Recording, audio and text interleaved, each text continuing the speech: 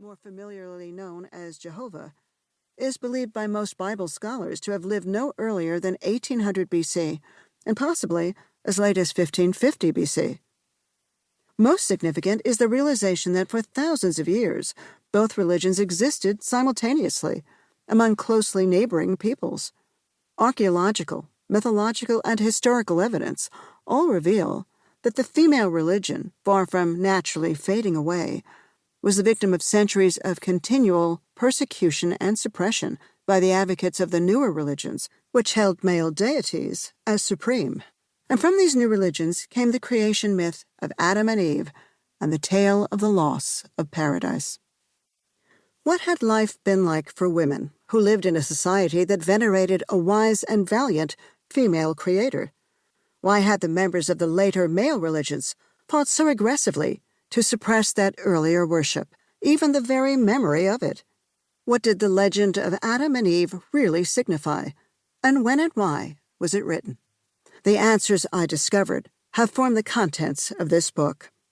When God was a woman, the story of the suppression of women's rights has been written to explain the historical events and political attitudes that led to the writing of the Judeo-Christian myth of the fall, the loss of paradise, and most important, why the blame for that loss was attributed to the woman Eve, and has ever since been placed heavily upon all women.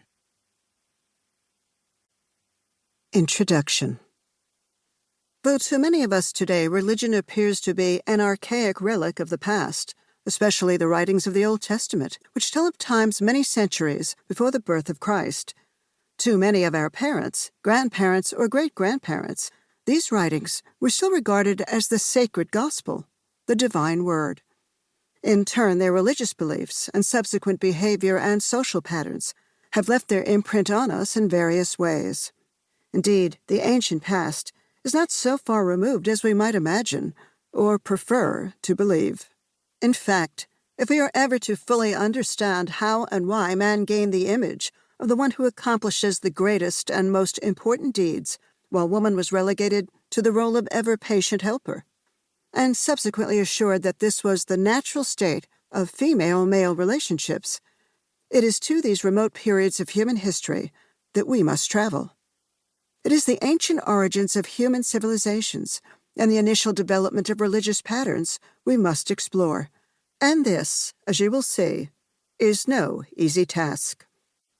It is shocking to realize how little has been written about the female deities who were worshipped in the most ancient periods of human existence, and exasperating to then confront the fact that even the material there is has been almost totally ignored in popular literature and general education.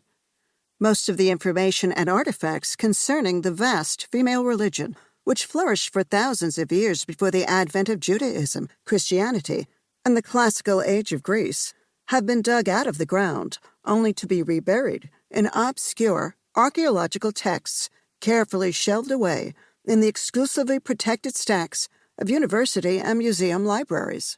Quite a few of these were accessible only with the proof of university affiliation or university degree. Many years ago, I set out upon a quest. It eventually led me halfway around the world, from San Francisco to Beirut. I wanted to know more about the ancient goddess religion. Along the way were the libraries, museums, universities, and excavation sites of the United States, Europe, and the Near East. Making my way from place to place, I compiled information from a vast variety of sources, patiently gleaning each little phrase, prayer, or fragment of a legend from a myriad of diverse information. As I gathered this material about the early female deities, I found that many ancient legends had been used as ritual dramas. These were enacted at religious ceremonies of sacred festivals, coinciding with other ritual activities. Statues, murals, inscriptions, clay tablets, and papyri that recorded events, legends, and prayers reveal the form and attitudes of the religion and the nature of the deity. Comments were often found in the literature of one country about the religion or divinities of another. Most interesting was the realization that the myths of each culture that explained their origins were not always the oldest. Newer versions often superseded and displayed